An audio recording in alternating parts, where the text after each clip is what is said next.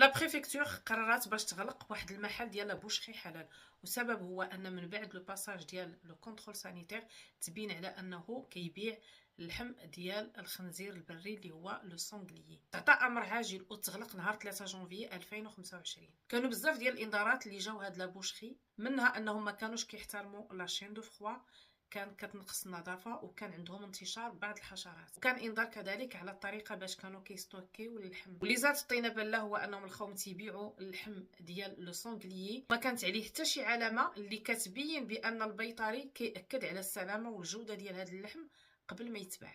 وفي نفس الوقت هذا المحل معلن عليه انه بوشخي 100% حلال، دونك لا مكان لهذا الخنزير البري في هذا المحل. وحسب هذه الصحيفه ديال لو باريزيان قالوا بانهم لقاو 14 ذبيحه كلها خنزير بري، ولقاو كذلك دي ساشي اللي كانوا سوفيد في لي شامبر فخواد واللي كانوا كيبيعوهم لبعض المطاعم. هذا الاغلاق اللي جاب امر من لا بريفكتور ما غاديش يكون نهائيا، بمعنى الا خضعوا بعين الاعتبار التدابير اللازمه وتحترمات هاد التعليمات باش يصحوا الخطا اللي داروا، غادي تكون عندهم فرصه اخرى باش يعاودوا يحلوا المحل من جديد بطبيعه الحال من بعد الباساج ديال لو كونترول سانيتير.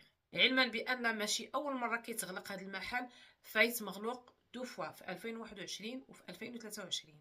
السؤال اللي كيبقى مطروح، الناس اللي فايتين متقدين من هذا المحل واش غادي يعاودوا يرجعوا يديروا الثقه من بعد ما غادي يعاودوا يتفتحوا البيبان ديال هذا المحل بطبيعه الحال الا تعطات لهم تعليمات باش يعاودوا يفتحوا من طرف لو كونترول سانيتير.